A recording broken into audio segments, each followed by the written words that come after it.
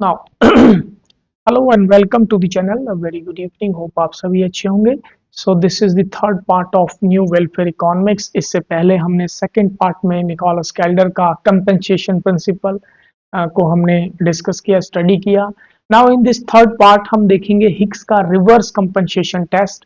And reverse का मतलब ये हुआ यहाँ पर कि जो चीज निकोलस कैल्डर ने 1939 में मेंशन की, डिस्कस की, वही same idea John R Hicks ने भी कुछ ही सेम ईयर में, कुछ टाइम बाद, कुछ महीने बाद उन्होंने भी सेम चीज के बारे में डिस्कस किया, बट उन्होंने इसका एक्सप्लेनेशन डिफरेंट तरीके से किया है। ठीक है, बट कंक्लूजन जो है दोनों ही इकोनॉमिस्ट का सेम है।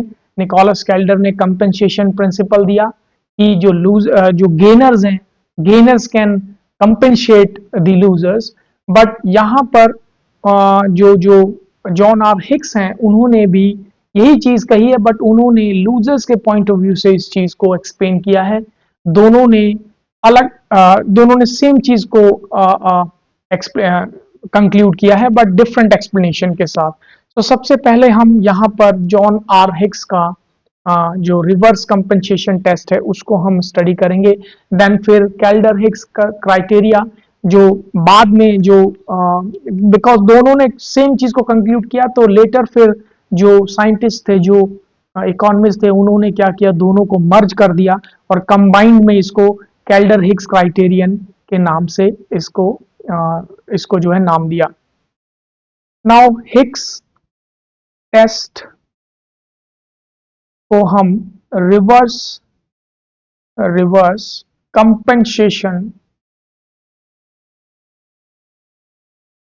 कंपेंसेशन टेस्ट भी बुलाते हैं।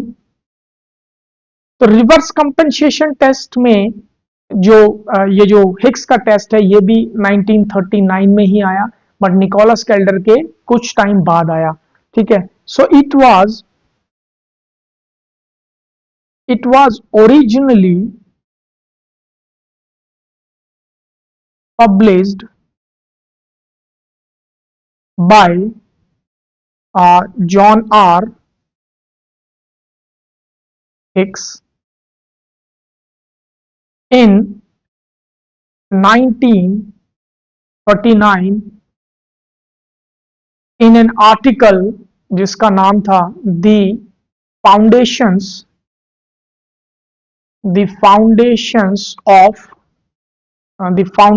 of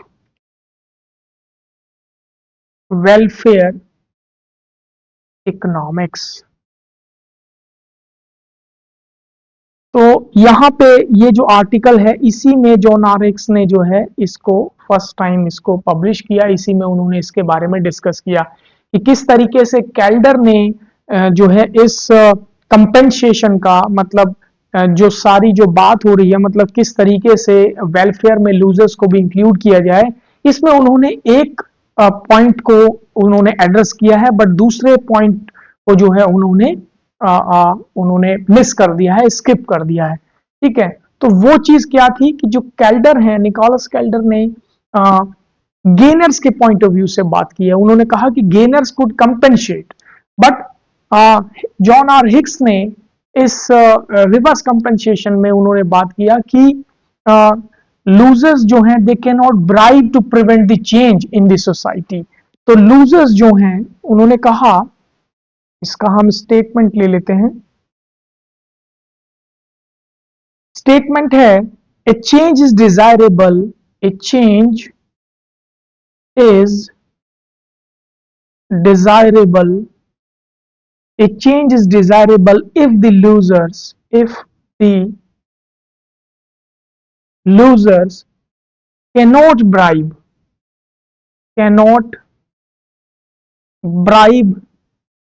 gainers to prevent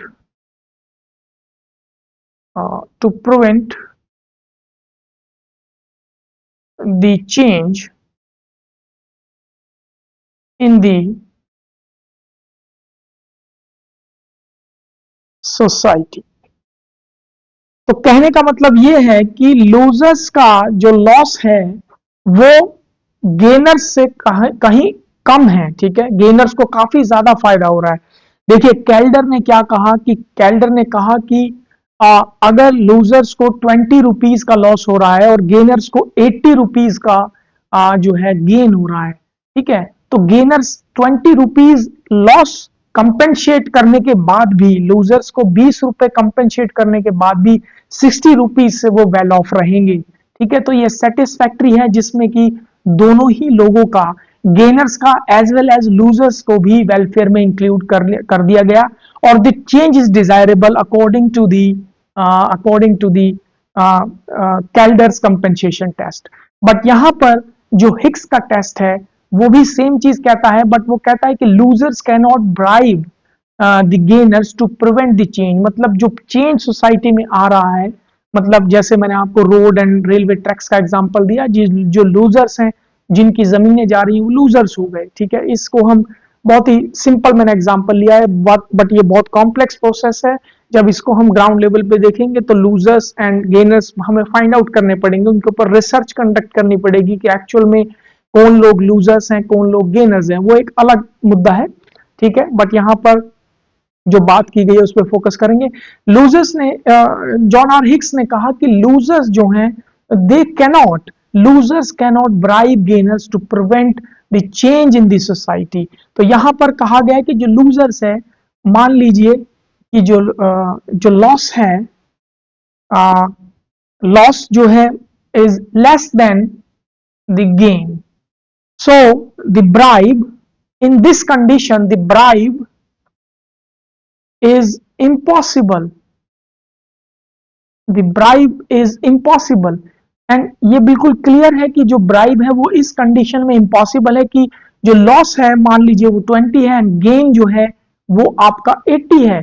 तो इस कंडीशन में जब जिन लोगों को गेन हो रहा है वो लोग 20 रुपीज क्यों एक्सेप्ट करेंगे, क्योंकि लॉस जो है वो लूजर्स का 20 का हो रहा है, तो उससे ज्यादा वो अधिक पे क्यों करेंगे। ठीक है, वो क्यों चेंज को रोकेंगे इससे ज्यादा ला करके। तो ये एक बहुत लॉजिकल सेंस में जो है जॉन आर हिक्स ने भी सेम चीज को एक्सप्लेन किया है। तो नाउ ये चीज आपको समझ आएगी कि एक्चुअल में ये क्या चीज है। ठीक है, सो लॉस जो है वो हमेशा जो है गेन से कम रहेगा। जैसे मैंने आपको एग्जांपल दिया, loss is 20 and gain is 80। तो इस कंडीशन में जो लूजर्स है, they can not bribe to prevent the change, change को रोकने के लिए वो 20 रुपए से अधिक का वो नहीं दे सकते हैं, जबकि हालांकि यहाँ पर जो है कई गुना ज्यादा जो है गेन हो रहा है 80 रुपीज का। ठीक है, तो यहाँ पर ये चीज हो गई, ये हमारा हिक्स का रिवर्स कंपनसेशन टेस्ट यहाँ पर हो गया। नाउ अब मैं एक डायग्राम लेता हूँ एंड डायग्राम से आपको समझाता हूँ कि कैसे कैसे जो है ये compensation criteria, Calder and Hicks का जो कैल्डर कंपनसेशन क्राइटेरिया, ये कैसे फिगर पर काम करता है। नाउ ये फिगर है, this figure is from Calder Hicks criteria. ये जो फिगर है, ये फिगर है आपका कैल्डर हिक्स क्राइटेरियन से।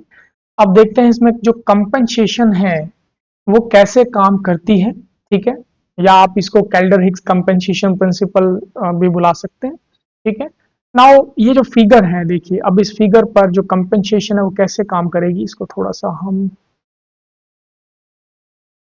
नाउ,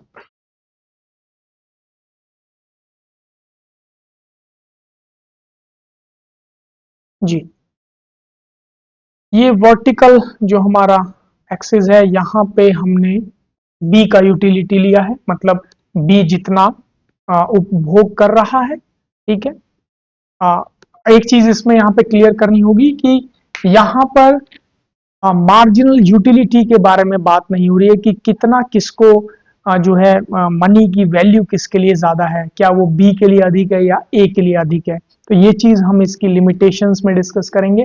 पहले हम इस फिगर के बारे में बात करते हैं। हॉरिजॉन्टल एक्सिस पे हमने ए का यूटिलिटी लिया है। ठीक है, तो ए कितना गेन कर रहा है, और बी जो है वर्टिकल एक्सिस पे मेजरमेंट हो रहा है कि वो कितना गेन कर रहा है। नाउ अब यहां पर सबसे पहले हम देखेंगे कि before economic change, before economic change या फिर पॉलिसी आप कह सकते हैं, द इनिशियल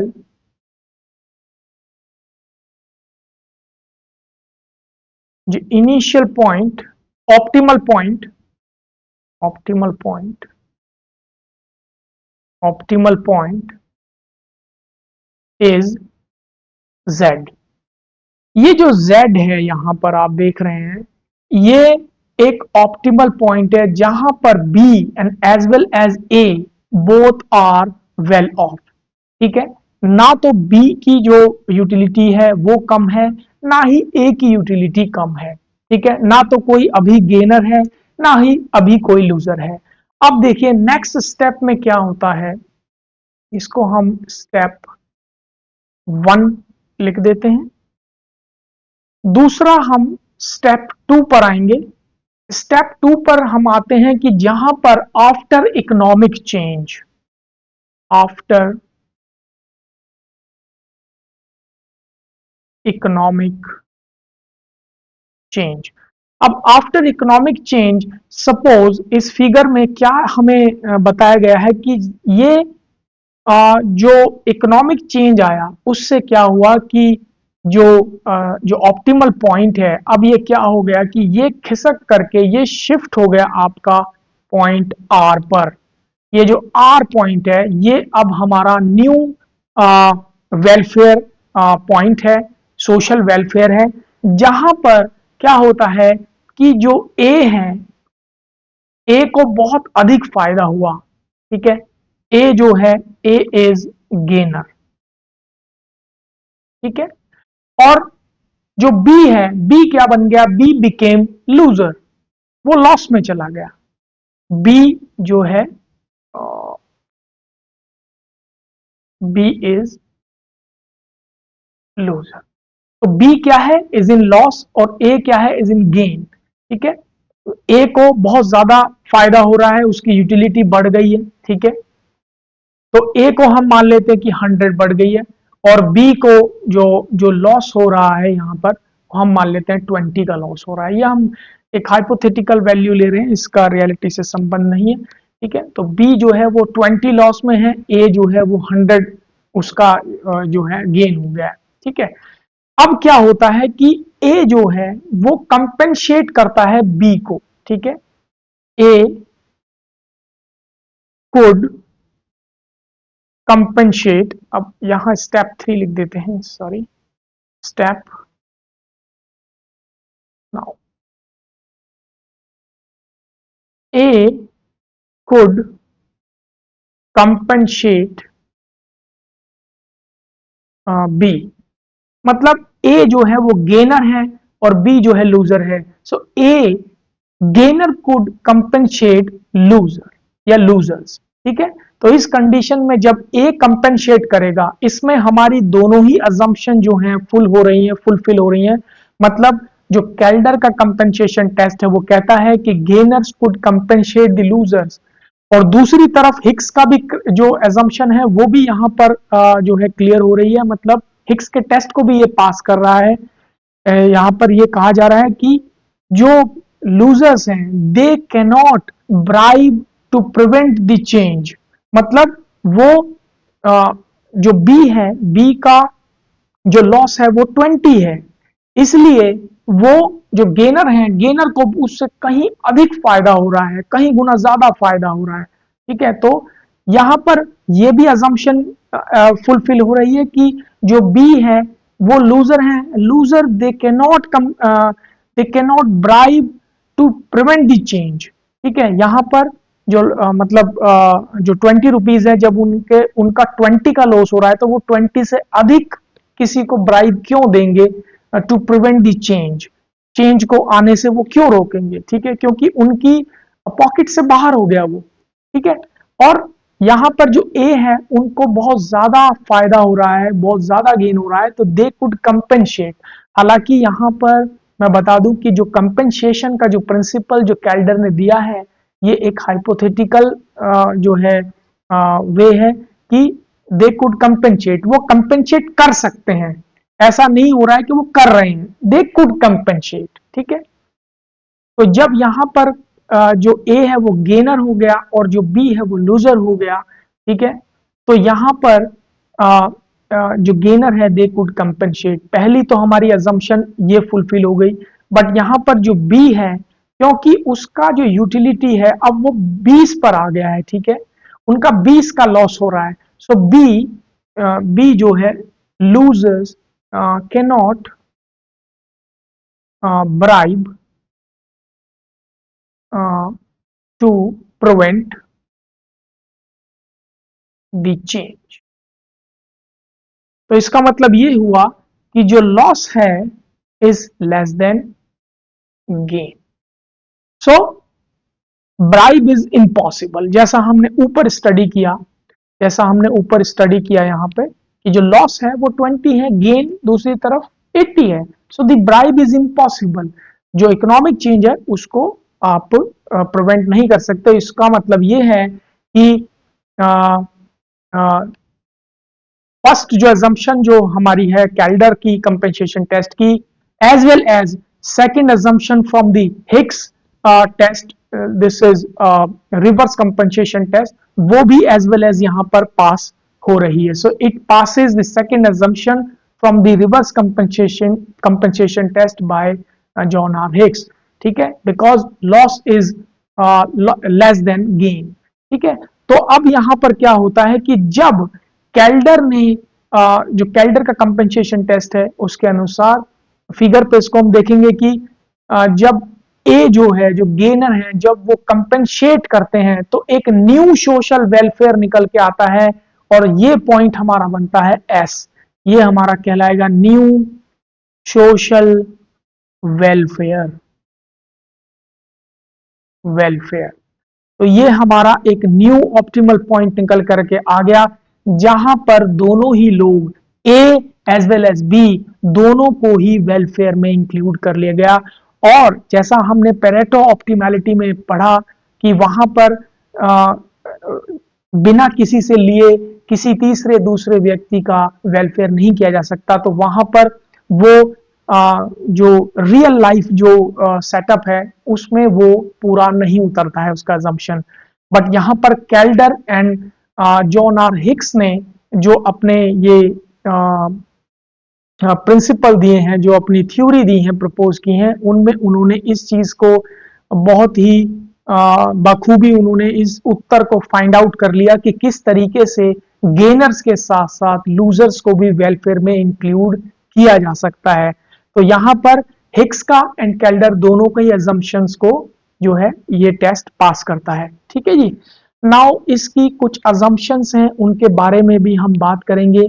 सॉरी इसकी कुछ लिमिटेशंस हैं, लिमिटेशंस के बारे में हम बात कर लेते हैं।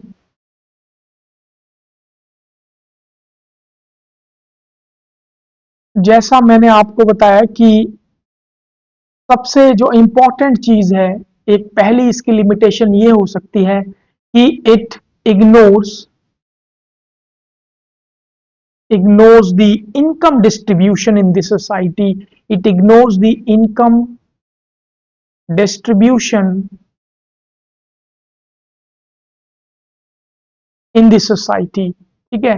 तो ये इनकम की डिस्ट्रीब्यूशन मतलब इनकम इनइक्वालिटी के बारे में ये बात नहीं करता है कि मान लीजिए कंपेंसेट करने के बाद भी वो पहले जैसी अवस्था में नहीं आता है, तो इनकम की जो इनइक्वालिटी है वो जो है उसके बारे में ये बात नहीं करता है।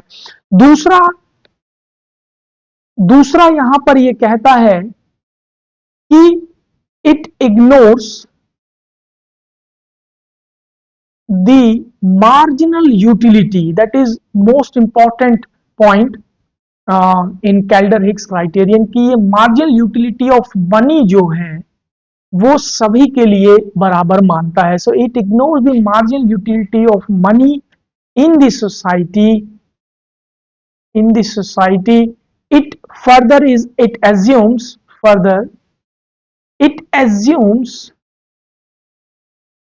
that marginal utility of